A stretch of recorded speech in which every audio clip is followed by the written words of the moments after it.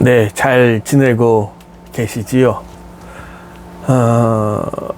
오늘은 요한계시록에 있는 일곱 개의 교회 중에서 5번째 교회인 사대교회에 대해서 잠깐 이야기를 나누어 보려고 합니다. 오늘 본문에 해당되는 부분은 요한계시록 3장 1절로 6절까지입니다. 요한계시록 3장 1절로 6절까지입니다. 잠시 영상을 멈추시고 요한복음 3장 찾아서 1절과 6절까지를 읽고 다시 영상을 재가동하시면 되겠습니다.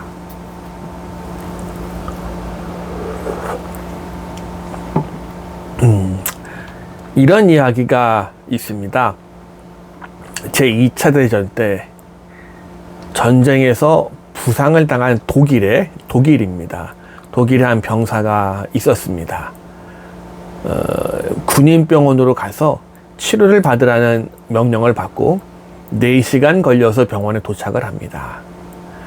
병원에 도착하고 보니 문에는 출입문이 2개가 있는데요. 한쪽은 중상자의 문, 한쪽은 경상자의 문. 이 병사 자기 발로 4시간 걸려서 병원에 올 정도였으니까 중상은 아니었고 경상자니 나는 그래 경상자의 문으로 들어가야지. 그 문으로 들어가서 한참을 걸어갑니다. 긴 복도 끝에 또 2개의 문이 있습니다. 한쪽엔 장교의 문, 한쪽엔 사병의 문. 사병이니까 또 사병의 문을 열고 또 긴 복도를 열심히 걸어갑니다.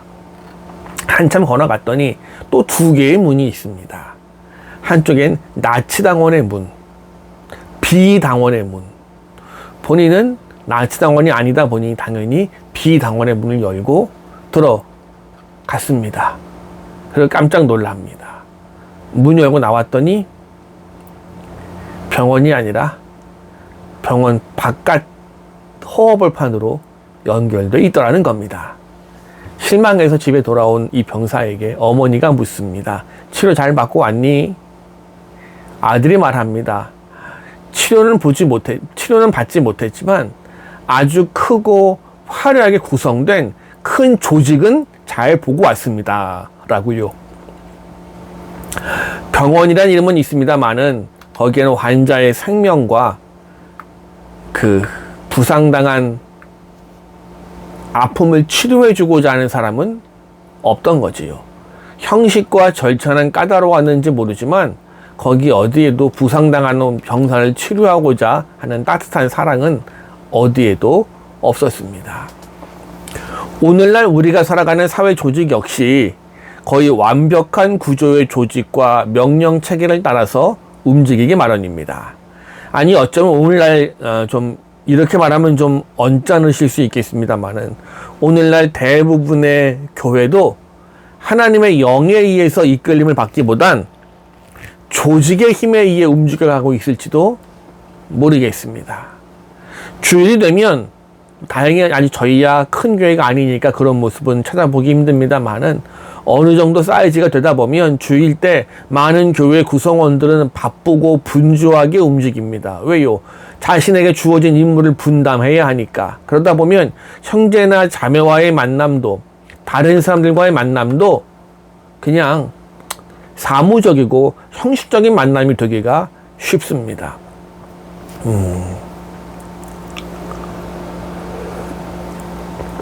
어찌 보면 지금 우리의 모습인지도 모르겠습니다.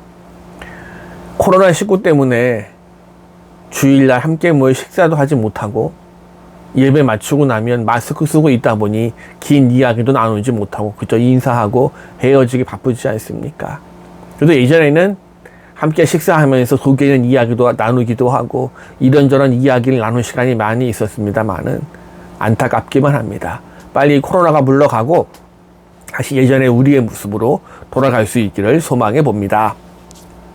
자, 어쨌든 이 교회가 행하는 모든 일들이 영적으로 살아있지 못하면 그리스도의 사랑으로 맺어진 관계에서 비롯된 일이 아니면 교회는 교회답지 못하고 세상에 있는 조직과 별 다를 바가 없어집니다. 지금까지 우리는 에베소, 서머나, 버가모, 두아디라 이 네 지역으로 보낸 주님의 편지를 보았습니다. 교회를 누구보다 더 사랑하셨기 때문에 교회가 교회로서의 사명을 잘 감당하라고 주님께서는 그 교회들에게 편지를 보내십니다. 그리고 오늘은 주님의 편지 5번째로 4대 교회에게 보낸 편지를 살펴보고자 합니다. 4대 교회이지요. 한마디로 말하면 이 4대 교회가 오늘 이 시작과 동시에 드린 이야기와 비슷합니다. 4대 교회, 교회로서 조직은 있지만 그 조직 안에 생명이 없다 보니 주님으로부터 내가 살았다 하는 말은 있으나 실상은 죽은 교회라는 책망을 받을 수밖에 없었거든요. 한마디로 말하면 하나님 말씀을 향한 뜨거운 열망이 사라진 교회였습니다. 주님께서 오늘 4대 교회에게 편지를 보내면서 하시는 말씀, 당신을 소개하는 것도 하나님의 7영과 7뼈를 가진 이라고 소개하십니다. 그러면서 내가 내 행위를 아노니 내가 살았다는 이름은 가졌으나 죽은 자로다라고 말씀을 하시지요. 살았다는 이름은 있으나 죽은 자라는 말이 구체적으로 무엇을 이야기합니까? 쉽게 말하면 일사불란하게 움직이는 조직적인 모습은 있을지 모르지만 어떤 일이든 잘 감당하지만 그 안에 정신, 생명, 사랑은 빠져 있더라는 겁니다. 4대 교회는 그래요. 교회가 해야 될 일, 예배를 드리고 성경을 공부하는 모임은 있었습니다만은 주님께서 보시기엔 그 모임들 속에 진리에 대한 갈망도 없고 영적 성장에 대한 몸부림도 없고 그저 형식적이고 행위적인 신앙생활만 남아 있었습니다. 구원의 감격을 가지고 드리는 진정한 헌신의 모습은 찾아볼 수 없었기 때문에 주님 안타까운 마음으로 4대 교회를 책망하십니다. 물론 4대 교회가 교회라는 이름은 갖고 있으니까 그 누구가 보아도 교회라고 부르긴 했겠습니다. 그러나 그 속엔 예수 그리스도로 인하여 주어진 구원의 감격과 사랑의 섬김과 진실한 나눔이 없고요. 하나님의 영인 성령에 의해서 교회가 움직여가는 게 아니라 주님의 일이 단순히 사무적이고 행정적인 관계에서만 처리가 되다 보니 이런 교회의 모습을 주님은 살았다고 하는 이름은 있으나 사실은 죽은 것이라고 말씀을 하십니다. 그러면 이 4대 교회가 어떤 형편에 있었기에 이렇게 되었을까요? 이 4대 교회 두아디라 지역에서 남동쪽으로 48km가량 떨어진 곳에 위치해 있습니다. 내륙 도시인데 양털 염색과 옷감을 만드는 일에 타고난 사람들이 모여있던 이 지역입니다. 특히나 가까이 있는 팍톨로스 강에서는 사금도 많이 나와서 많은 상인들이 모여서 상업적으로 아주 번성한 지역이었습니다. 그리고 이 도시가 건설된 지형도 특이합니다. 이 트몰로스 산 줄기 가운데 한 보고리에 세워진 도시입니다. 깎아지는 절벽 위에 건설된 도시였기 때문에 전쟁할 때 아주 유리한 위치를 차지합니다.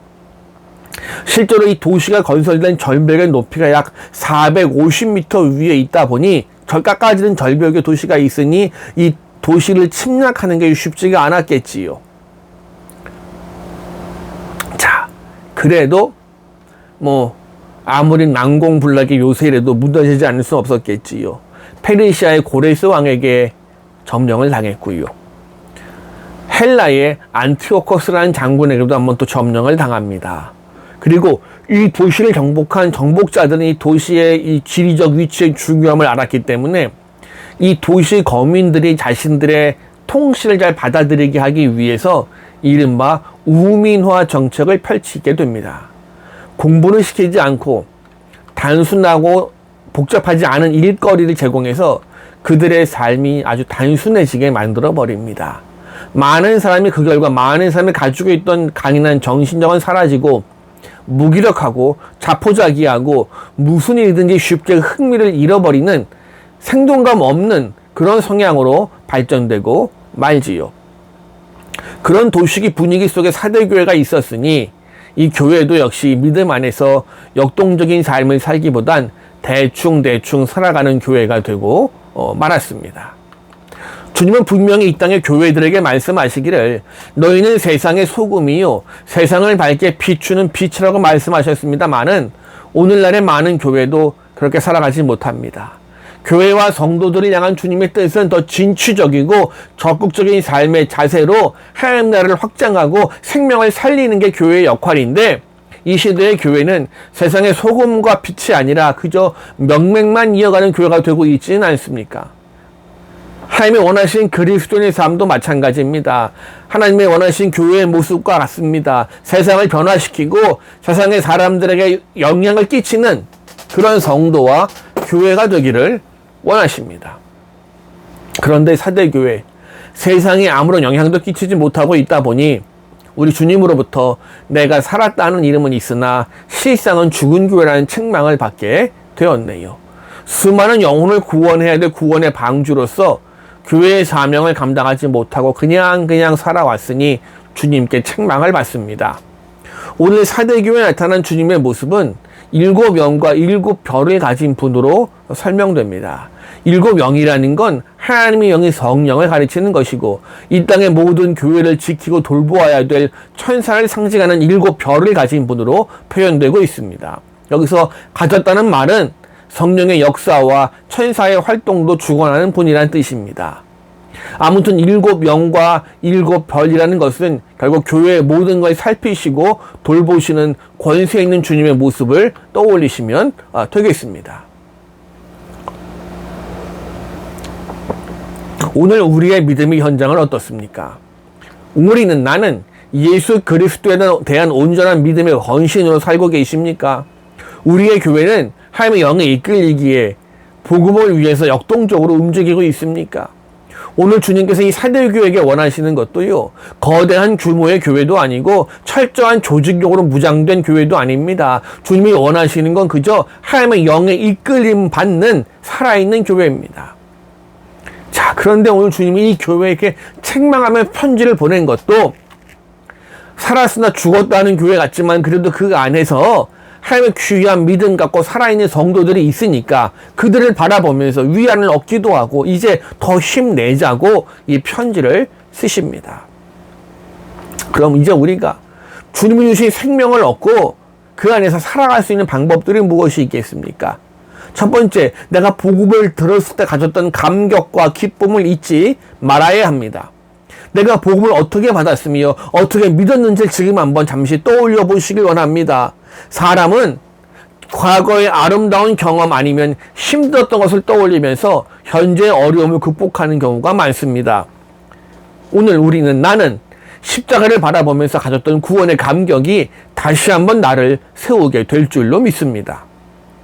두 번째, 바로 그 자리에서 회개하는 겁니다. 회개하라는 말, 메타노에선 단번에 영원한 회개를 주님께 방향을 바꾸라는 겁니다. 주님의 말씀이 내 마음을 찔러올 때 뻔뻔하게 변명하는 것이 아니라, 그럼 주님 그렇습니다, 내가 이렇네요, 무릎 꿇고 눈물 흘리는 겁니다. 세 번째, 지켜야 합니다.